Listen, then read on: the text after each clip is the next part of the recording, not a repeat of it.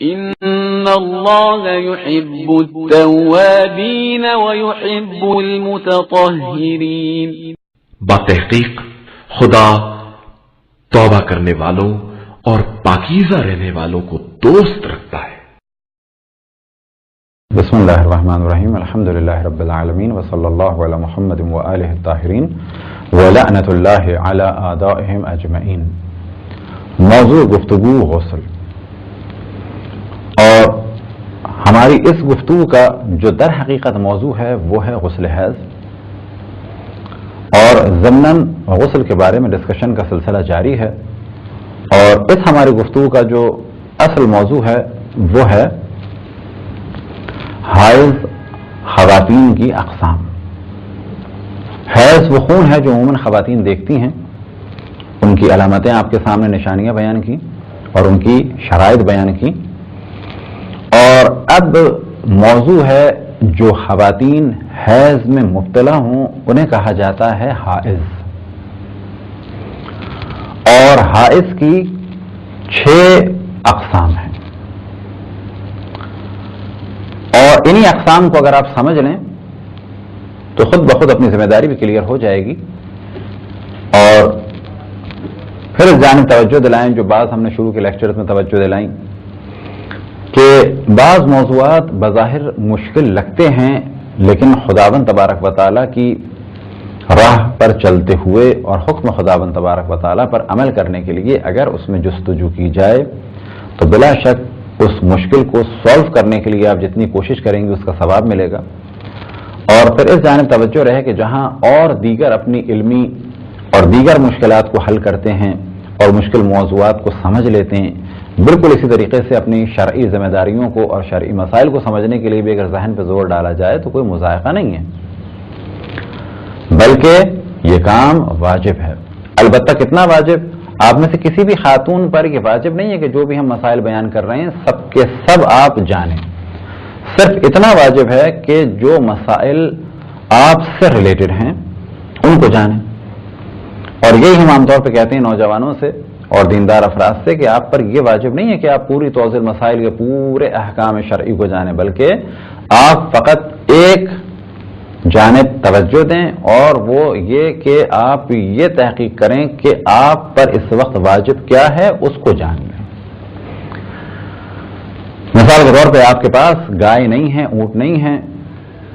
اب کیونکہ آپ پر گائے نہیں ہے، بھیڑ نہیں ہے، اونٹ نہیں ہے، تو آپ پر واجب نہیں ہے کہ آپ گائے، بھیڑ یا اونٹ کی زکوٰۃ کے مسائل کو جانیں، بے شک اپنا جانیں۔ اسی طرح سے اگر کچھ خواتین ایسی ہیں کہ جن کی عمر بالکل گزر چکی ہے اور بعض مسائل اب ان سے ریلیٹڈ نہیں ہیں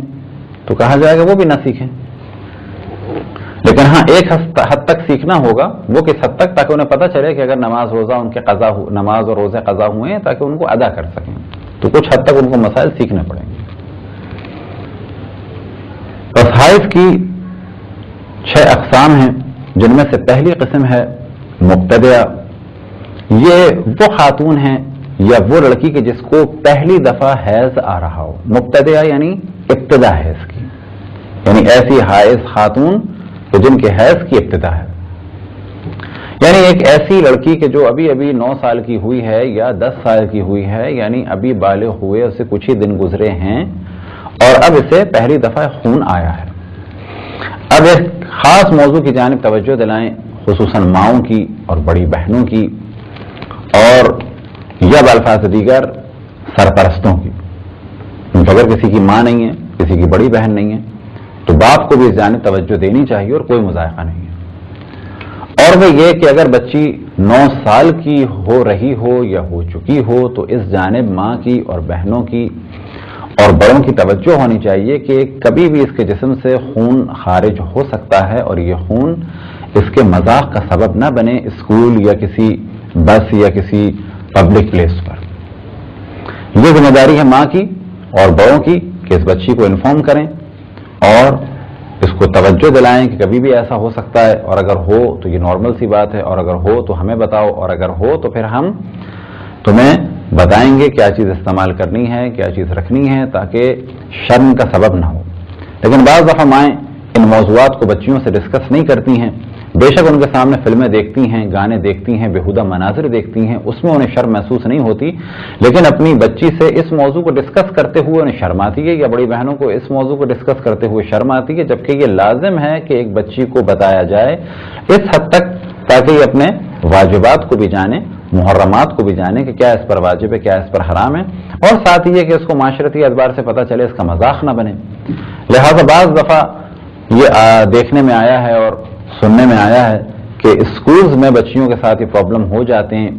اور پھر نتیجہ کیا ہوتا ہے کہ کلاس کو ہیڈ ڈاؤن کرایا جاتا ہے، پھر اس لڑکی کو اٹھایا جاتا ہے، پھر پتہ چلا اسکول کی آیا آئی، اس نے وہاں پر ڈیسک یا بینچ کو صاف کیا۔ تو یہ ذمہ داری تھی در حقیقت ماں کی کہ وہ اپنی بچی کے ان پرابلمس کو دیکھے، اور اگر ماں نہیں ہے تو بہن نہیں ہے، پھوپھی، چچی، دادی، یہ ہر گھر کی بڑی خاتون کی ذمہ داری ہے کہ اپنی بچیوں کا خیال کریں، اور اگر کوئی نہیں ہے تو کوئی عیب نہیں ہے کہ باپ بھی ان امور کی جانب توجہ دے، اور اگر وہ خود ڈسکس نہ کر سکتا ہو تو کسی کے گھر لے جائے اور ان خاتون سے کہے کہ یہ بھی آپ کی بیٹی کی طرح سے ہے اور آپ میری بچی کو کچھ اہم مسائل بتائیں۔ اور الحمدللہ مختلف شہروں میں کچھ ایسی خواتین بھی ہیں کہ جو دینی مسائل سے آشنا ہیں، ان کے پاس لے جایا جائے اور کہا جائے کہ آپ ہماری بچی ہوئے بتائیں۔ اسی ضرورت کو مد نظر رکھتے ہوئے ہم نے یہ سلسلہ کیا ہے اور شرم محسوس نہیں کی کہ یہ وہی مسائل ہیں کہ جو تعلیمات قرآن و اہل بیت کا نچوڑ ہیں کہ آپ کے سامنے پہنچائے جائیں اور آپ ان مسائل کو جانیں۔ بس پہلی قسم ہے حائض خاتون کی مبتدعہ، یعنی وہ خاتون کہ جن کی حیض کی ابتدا ہے، پہلی دفعہ یہ حیض ہو رہا ہے اور اب ان کو نہیں معلوم کہ یہ حیض ہے یا نہیں ہے۔ کیونکہ حیض ہے یا نہیں ہے تو ان پر ذمہ داری ہے کہ یہ خون پر دقت کریں۔ اب اگر خون حیض کی شرائط پائی جاتی ہوں، یعنی خون حیض کی علامتیں پائی جاتی ہوں اور ان میں شرائط پائی جاتی ہوں تو یہ حیض مانا جائے گا۔ دوسری قسم ہے مضطربہ۔ مضطربہ وہ خواتین یا وہ بچیاں ہیں کہ جن کا حیض کا زمانہ تو شروع ہو چکا ہے، ایک دفعہ یا دو دفعہ یا ممکن ہے کہ 5-6 دفعہ بھی حیض وہ دیکھ چکی ہیں، یا ممکن ہے کہ اس سے زیادہ، لیکن عموماً یہ والا موضوع یعنی مضطربہ کا پیش آتا ہے ان بچیوں یا خواتین کے ساتھ کہ جن کے حیض کا زمانہ تقریباً ابتدائی زمانہ ہے۔ اور مضطربہ وہ خواتین یا وہ بچیاں ہیں کہ جن کے حیض کی نہ تاریخ معین ہے اور نہ ہی دن معین ہے، اور ابھی ان کو منظم ہونے میں ٹائم لگے گا۔ یہ گروہ کہلاتا ہے مضطربہ۔ اور تیسرا گروہ ہے، یعنی تیسری قسم ہے حائض خواتین کی، اور وہ ہے عددیہ، یعنی وہ خواتین کہ ان کے حیض کی ابتدا کی کوئی تاریخ معین نہیں ہے، کبھی بھی ہو جاتا ہے، لیکن شروع ہونے کے بعد ختم ہونے کی تاریخ تقریباً معین ہے، یعنی عموماً 5 دن یا 4 دن یا 7 دن، بالآخر 3 دن سے زیادہ یا 10 دن سے کم۔ مثال کے طور پر 3 یا 4 یا 5 یا 6 یا 7 ان کے حیض کے دنوں کی تعداد معین ہے، یعنی عدد معین ہے لیکن وقت معین نہیں ہے۔ یہ ہیں 3 گروہ ابتدا کے۔ ان کا حکم یہ ہے کہ اگر اجمالاً بہت اختصار سے بیان کریں اور بعد میں انشاءاللہ تفصیل سے بیان کریں گے، ان کی ذمہ داری یہ ہے کہ جب بھی انہیں خون آئے تو یہ تحقیق کریں کہ اگر علامت پائی جاتی ہے اس میں حیض کے خون کی، یا یہ کہ ان کو یقین ہے کہ یہ کم سے کم 3 دن چلے گا یا اس سے زیادہ چلے گا، تو اس خون کو یہ حیض کاؤنٹ کریں اور وہ کام انجام نہ دیں کہ جو حائض خاتون پر حرام ہے۔ چوتھی قسم ہے وقتیہ، یعنی وہ خاتون کہ جن کے حیض کی ابتدا کا وقت معین ہے لیکن کتنے دن حیض ہوگا یہ معین نہیں ہے، کبھی 3 دن ہوتا ہے، کبھی 5 دن ہوتا ہے، کبھی 6 دن ہوتا ہے، لیکن ڈیٹ معین ہے، لیکن کتنے دن یہ حیض ہوگا یہ معین نہیں ہے۔ اس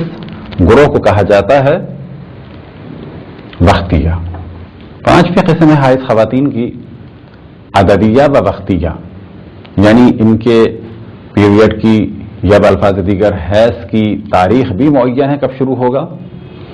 اور دنوں کی تعداد بھی معین ہے. مثال کے طور پہ ہر مہینے کی 5 تاریخ کو یہ خون دیکھتی ہیں اور 5 دن یہ چلتا ہے.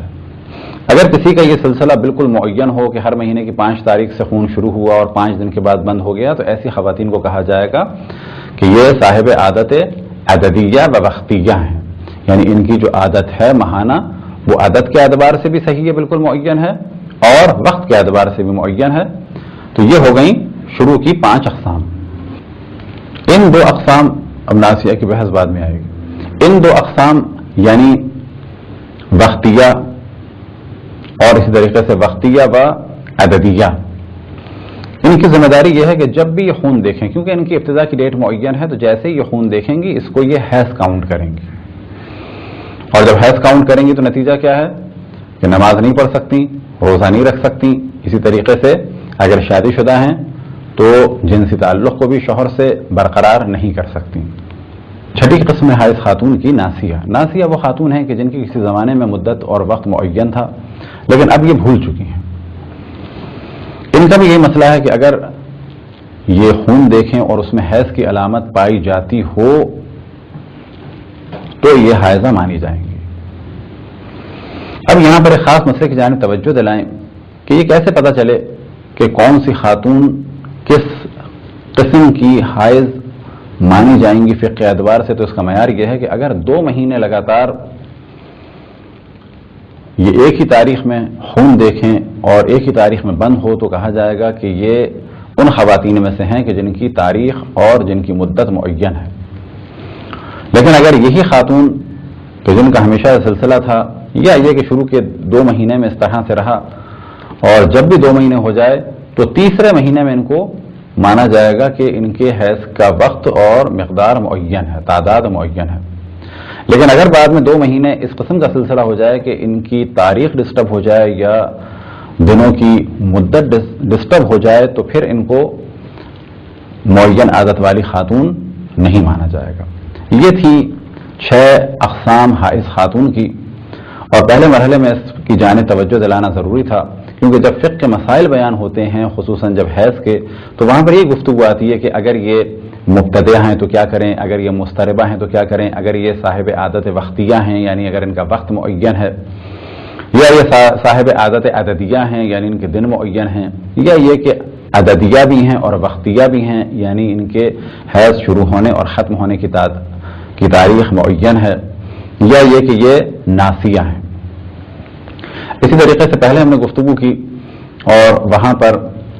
حیض کے بارے میں گفتگو ہوئی، اور پھر جن خاتون کو حیض ہو ان کے لیے ہم نے بتایا کہ انہیں حائض کہا جاتا ہے، اور اسی طریقے سے جن کے حیض کا سلسلہ ختم ہو جائے انہیں یائسہ کہا جاتا ہے. تو در حقیقت گفتگو تھی کہ جس میں خاص بعض الفاظ کو آپ کے سامنے بیان کیا گیا، کیونکہ باقی آئندہ جتنی بھی ہماری نشستیں ہوں گی اس میں اتنی تفصیل سے گفتگو نہیں ہوگی بلکہ ان ورڈز کو یوز کیا جائے گا، کیونکہ ہر دفعہ یہ بتانا کہ مبتدیہ کی کیا تعریف ہے اور مضطربہ کی کیا تعریف ہے، ناسیہ کی کیا تعریف ہے، عددیہ کون ہے، وقتیہ کون ہے، اور عددیہ اور وقتیہ کون ہے، یہ کسی بھی علم میں ایسا نہیں ہوتا کہ ہر دفعہ ٹرمینالوجیز کو ڈسکس کیا جائے. لہذا پہلے مرحلے میں انہیں ہم نے بیان کیا. خداوند تبارک و تعالیٰ سے دعا ہے کہ بحق محمد و آل محمد ہمیں اپنے رسول اپنی حجتوں خصوصاً امام زمان علیہ الصلوۃ والسلام کی معرفت اور اطاعت کی توفیق عطا فرمائے. وصلی اللہ علی محمد و آلہ الطاہرین.